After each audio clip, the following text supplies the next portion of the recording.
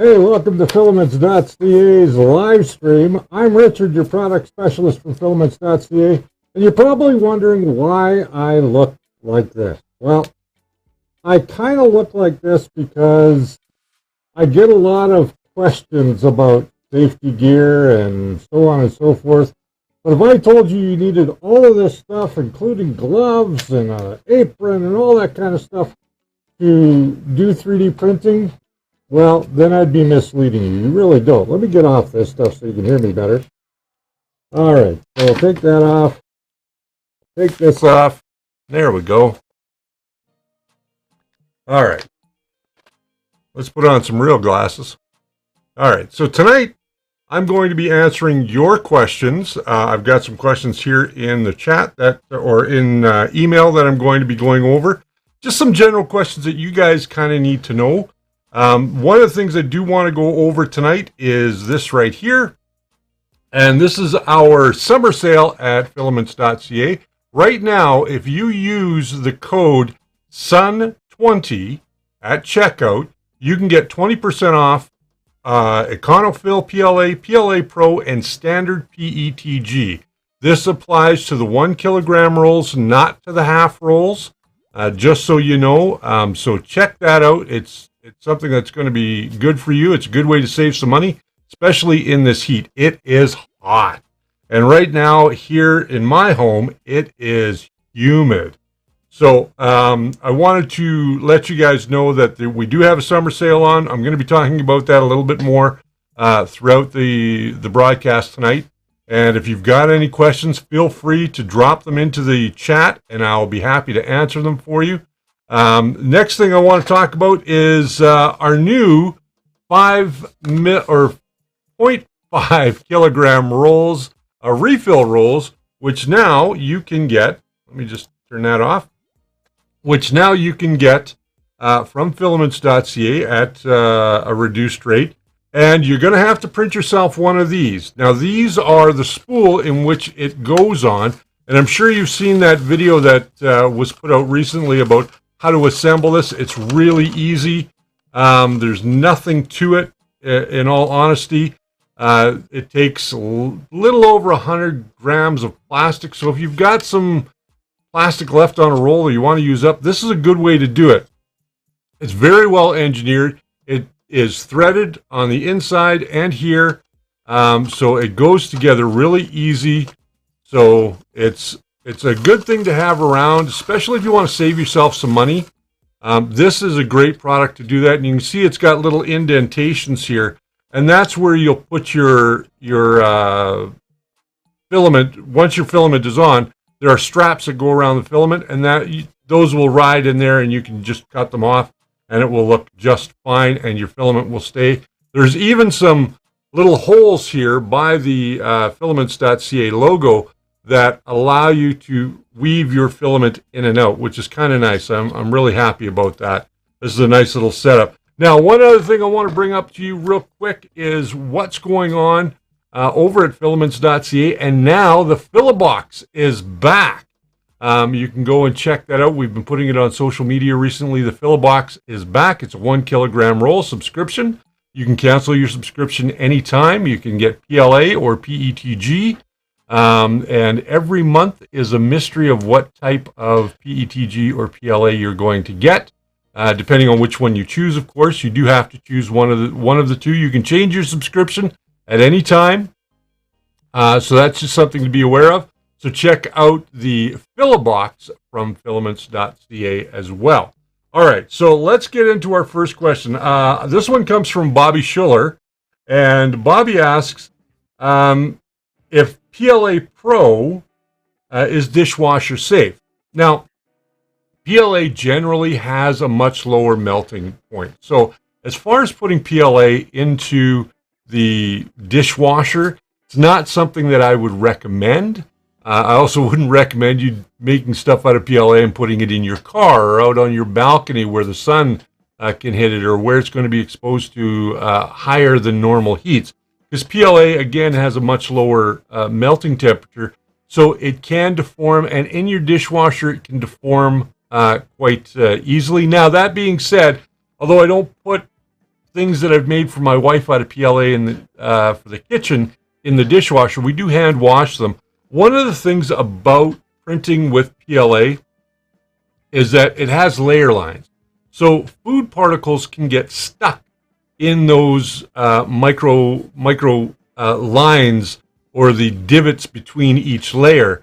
So it's always best to hand wash, and hand wash in warm water but not hot water. So will PLA Pro work in a dishwasher? I'm going to say no.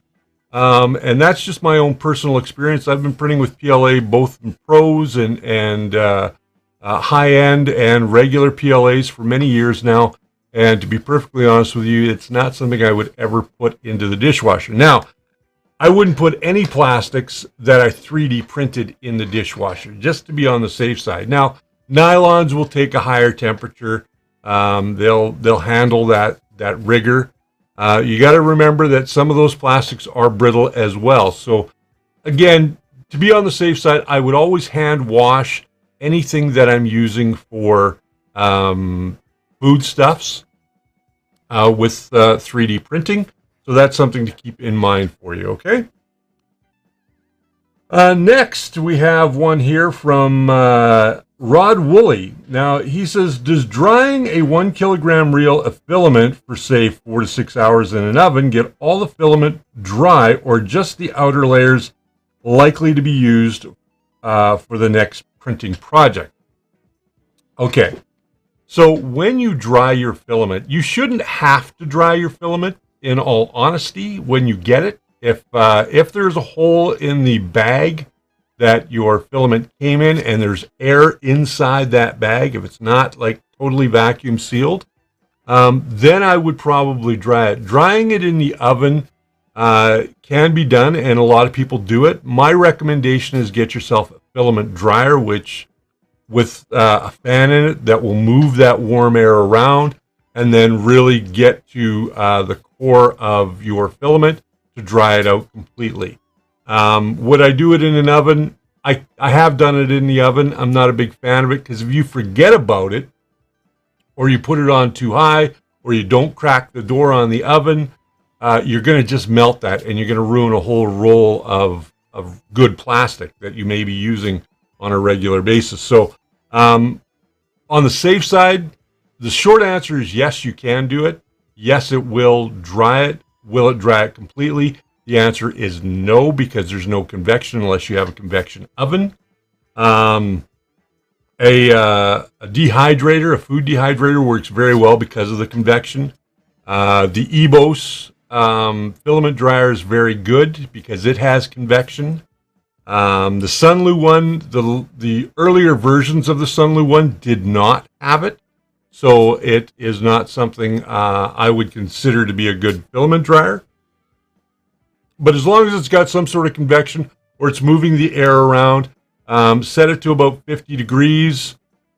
50 degrees, and then 4 to 6 hours should be fine. And that should be for most filaments as well. Okay. Let's see, what else do we have here?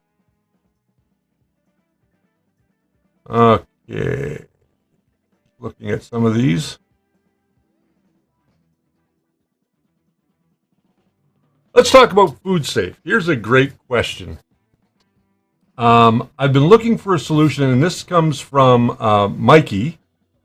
And he says, I've been looking for a solution to do some testing with 3D printing prototypes. They need to be food safe in contact with water and mouth like a straw.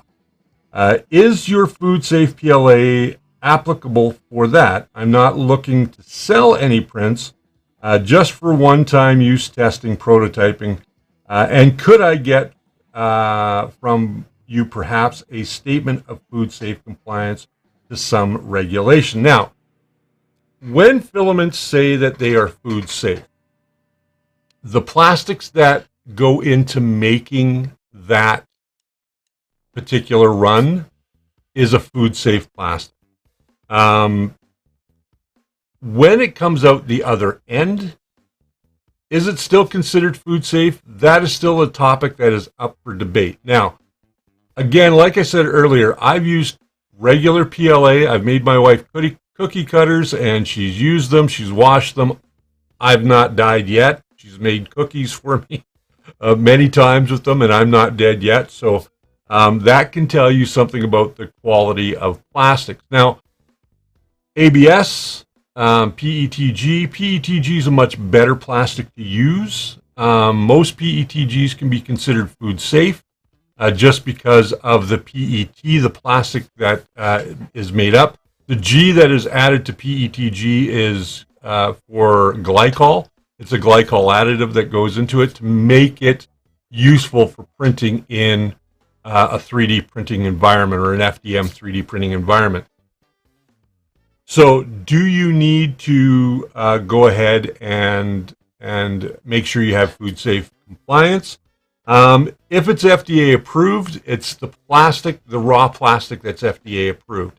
It's not necessarily the manufactured roll. Now, I could be wrong, and I will look for more clarification on that. But from my experience in doing this, now Filaments, because they make their own products in-house, they may have a different setup. I've not seen it because I'm out here in Calgary. They're in Mississauga, so there's quite a difference between us.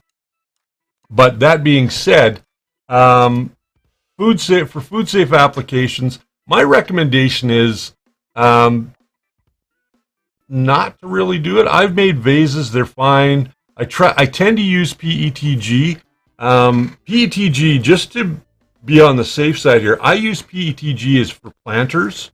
I use it for a hydroponic system that I've built for herbs, and it seems to be working fine. It hasn't caused any problem to the plants. Hasn't caused any problem with the additives that I put into the water, the nutrients, I should say.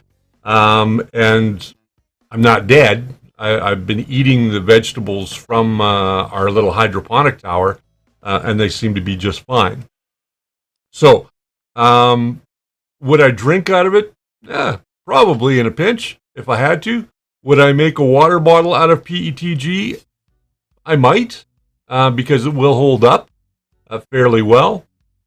Could I get a good seal on it? That depends on how good your printing ability is. So that's something to be aware of.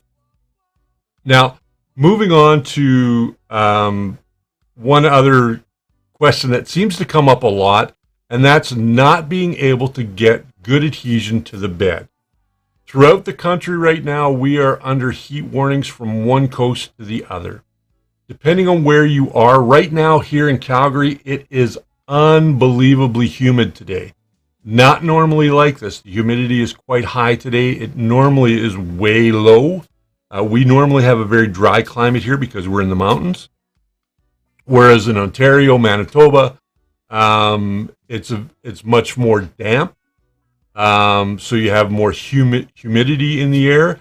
Humidity can cause problems for your filaments. Your filaments, if they sit out, they can swell or absorb that moisture from the air. I want to talk about that moisture from the air for a second, because when we are dealing with moisture, moisture doesn't come from pouring water on your filament or leaving your filament in the rain or in a bucket of water. That's not where it's going to absorb the water. It absorbs water molecules, which are very different than water itself. Okay, so if any of the chemists out there know what I'm talking about, you'll know that the moisture from the air is attracted to certain plastics like PETG, nylon, and others that have a high hygroscopic index. So they will absorb moisture from the air, and that can cause your material to swell. It can cause it to pop. It can cause it to do many unpredictable things, not give you good layer adhesion, have holes in your print, that sort of thing. But getting good bed adhesion starts with a properly leveled bed and the right amount of space between that nozzle and the bed itself. If you don't have that right spacing, if your bed's not trammed, I'm not going to say level, I'm going to say trammed, because that's the proper way to look at it. You want to tram the head to the bed and not the bed to its surrounding area. I've seen people in the past where they've actually taken a little torpedo level, they put it on their bed, and they said, look, my bed's level. Well, your bed's level to the surface it's sitting on, but it may not be trammed to the actual printhead. And that's where it matters the most, is when it's trammed to the actual printhead. Now, you do that in many ways. First and foremost, manual bed leveling. That's where you adjust those screws underneath the bed. And how you do that is by homing your machine, releasing the stepper motors through your menu system on your 3D printer, and then going ahead and taking that and putting that little piece of paper between the nozzle and the bed to make sure that you have the right amount of tension on all four corners.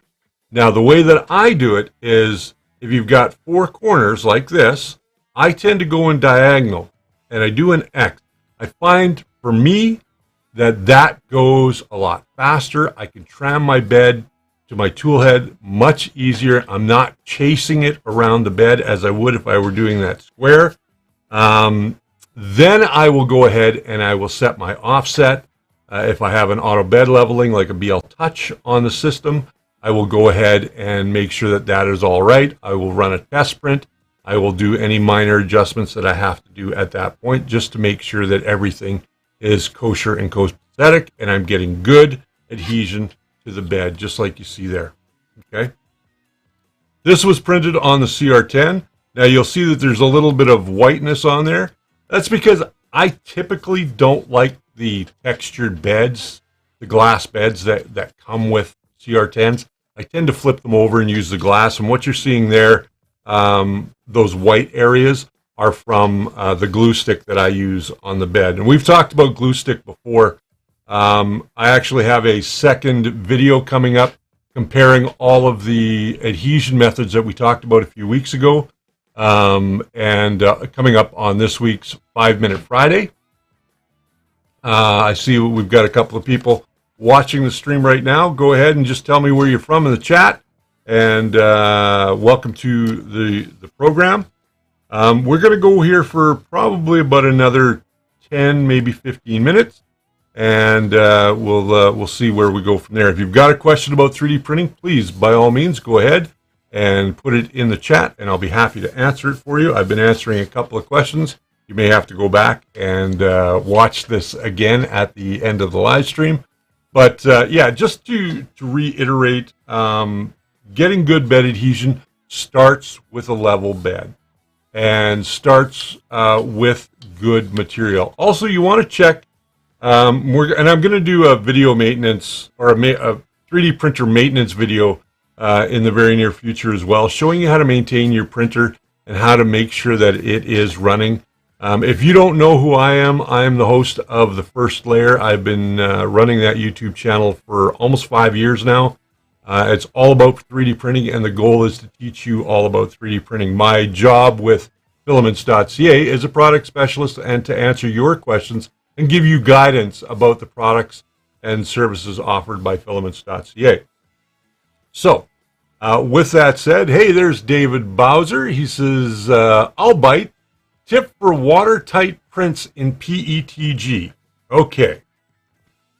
Tips for watertight prints in PETG. Do not use vase mode. Make sure that your PETG is dry. So you want to, if you haven't had it stored properly or it's not a brand new roll, you want to make sure that it is dry. So put it into a filament dryer, a dehydrator, something along that line, at about 50 degrees. And then you're also going to want to dry that for about 2 to 3 hours, and that should be fine. And then you want to do probably at least 3 walls. So you want to make sure that those walls are thick enough to hold the liquid. If you're going to be putting liquid in, I know and I talked about this just the early part of this video. I had done, pardon me, I have done a hydroponic system, which I had on display at our Maker Faire here back in March, or pardon me, in May, at our Maker Faire here in Calgary. And I basically did 3 outer walls, 3 inner walls, and I think I did 10% infill. They are pretty tough. I could drop them on the floor. They won't crack. They'll just bounce off the floor. And I've got tile and hardwood upstairs in my home. So the key is to making it watertight, making it work for you, is to have the proper amount of walls. Pardon me, I am so sorry about that. Is to have the proper amount of walls and the proper amount of infill. So that will help you definitely get the right water tightness. Also, make sure that your model is watertight. Make sure that your model doesn't have any holes in it. And we can do that very simply. Hey, I want to remind you guys that we're having a summer sale right now. By using code SUN20, you'll get 20% off Econofill PLA, Pro PLA, and Standard PETG from Filaments.ca. Use the code SUN20, and that will get you 20% off your order. Now, remember, if you're in Canada and you're ordering, orders over $125 are also come with free shipping. So that is before tax. So I think it's like 4, maybe 5 rolls. Go ahead. Hey, there's DeWitt 3D Canada, a good friend of mine, Tim. And yeah, like I said, we're going to be doing this off and on now over the next few months. I want to know from you guys if this is a format that you like. Do you like doing a live stream? You like having your questions answered right then and there? If you do, we'll continue to do these live streams. We're going to be getting back to doing our 5-Minute Friday coming up this Friday. This part 2 of our bed adhesion video. Like I said, if somebody came up to you and said you need all this stuff, safety glasses, respirators, gloves, all that kind of safety equipment before you can start 3D printing, then go the other way. Find yourself somebody who really knows what they're talking about when it comes to 3D printing. If you are looking for a brand new 3D printer, Filaments.ca does have some printers. They're more in the higher end category. They are very good printers, though. It's not something that I would be going to them regularly for, but look around, shop around, watch videos. I've done many videos on many new printers. I've got a brand new video coming up, actually 2 videos coming up next month on a printer I can't really talk about right now because it is going into Kickstarter next month, and my videos will be helping to launch that. But it's an amazing little printer. It prints great. The other thing I want to point out, hey, there's 3-second cover. Evening, sir. So it's one of those things that do your research, and I can't say enough. Watch videos. DeWitt 3D, who is a good friend of mine, Tim, he also does review videos on different printers from time to time, and he is a really good guy. He's really easy to listen to, and he knows his stuff. And if he doesn't know, he always phones me and asks me. So, I don't have a problem with that. I don't have a real problem with that. So, what did we talk about today? We talked a little bit about the new 500-gram refill rolls that Filaments.ca has, and this is their new refill or mini refill spool. It's very easy to print. Little over 100 grams of plastic to print this. It goes together really well, and once it's locked in, it's locked in. It's really nice. So go and check that out. It's something I definitely would take a look at. If you don't need a full roll and you're just wanting to try some different colors, this might be a definite way to go. And you probably have extra filament kicking around. Like I said, this only takes a little over 100 grams of filament. So you probably have some sitting on a roll somewhere that you could make yourself a couple of these and then just store them. And yeah, it's definitely worth doing. Also, I want to talk about real quickly while we still have some people here and we've got some time, is we now have the Filabox, which is a subscription service. You can go to the website and check out the Filabox, and it is for PLA and PETG. 1 kilogram rolls, I believe, is what it is. The Filabox is actually really cool. I'm thinking about getting them to send me a couple just to see what's in them. You may get extra stickers. There might be some cool ads in there that you didn't expect with your Filabox every month. It is a subscription. You can change your subscription at any time, or you can cancel your subscription at any time. It is always billed to you on the anniversary of your subscription. So if you started on the 5th of this month, or let's say tomorrow you decided the 11th that you're going to start with it, you won't get billed again until the 11th of the following month. So it's very cool, and it's definitely well worth it. Good way to try out different PLAs and different PETGs if that's something that you may be into. What else did I want? I wanted to take a look at another question here. I'm just going to quickly.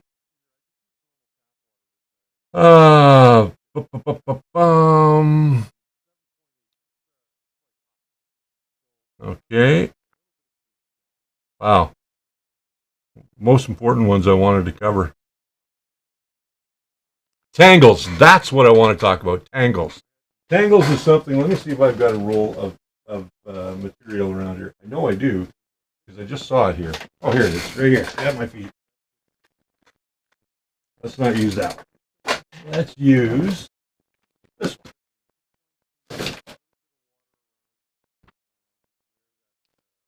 Okay.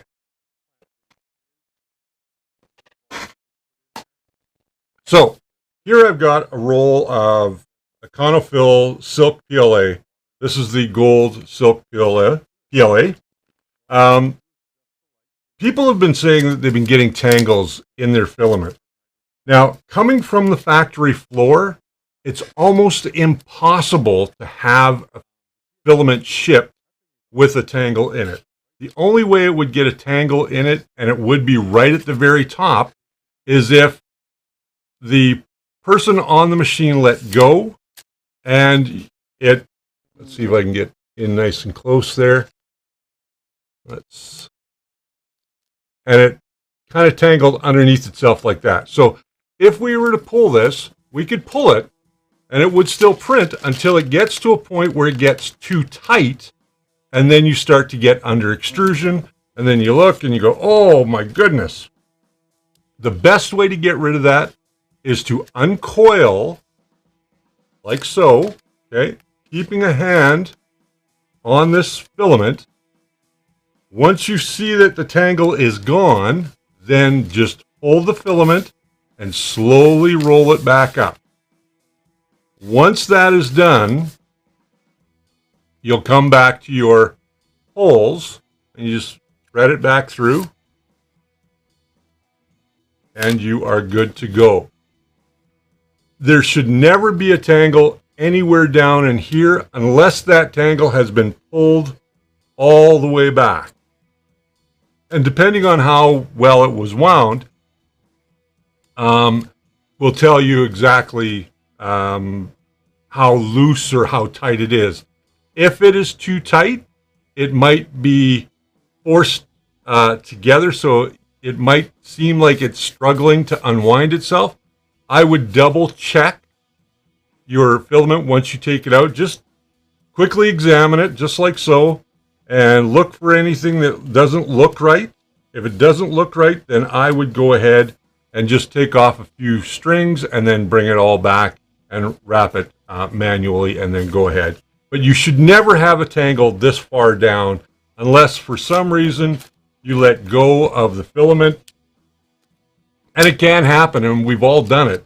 I know we've all done it because I've done it myself, where I've let it go and, it's kind of unraveled. I'm going to just unravel a bunch here. And then what people will do is they'll do this, just like we would a cord. And this is the easiest way to roll your filament and to angle it. Don't do it like that. What you want to do, like I said, is pull it back till it comes to a point where it's nice and even again, and then roll the filament, just like so. So you're not tangling the filament, you're following the natural curve of that filament, okay? And once you've done that, you should have no more tangle, either created by you or maybe because the person on the filament line maybe let go of it. And that can happen. It has happened. But typically filaments don't tangle down in here. They can't. They physically can't the way that they're being wound. If you've ever seen how plastics are wound, you will know exactly what I'm talking about. But if you haven't, then that's something to keep in mind, okay? So that being said, that's pretty much a half hour of our time tonight. And I want to thank everybody for being a part of the show. And like I said, make sure you check out the summer sale, which again, that is, that is a SUN20 is the coupon code. You'll get 20% off Econofill PLA, PLA Pro, and Standard PETG. And those are all 1 kilogram rolls. So that's something to keep in mind. Okay.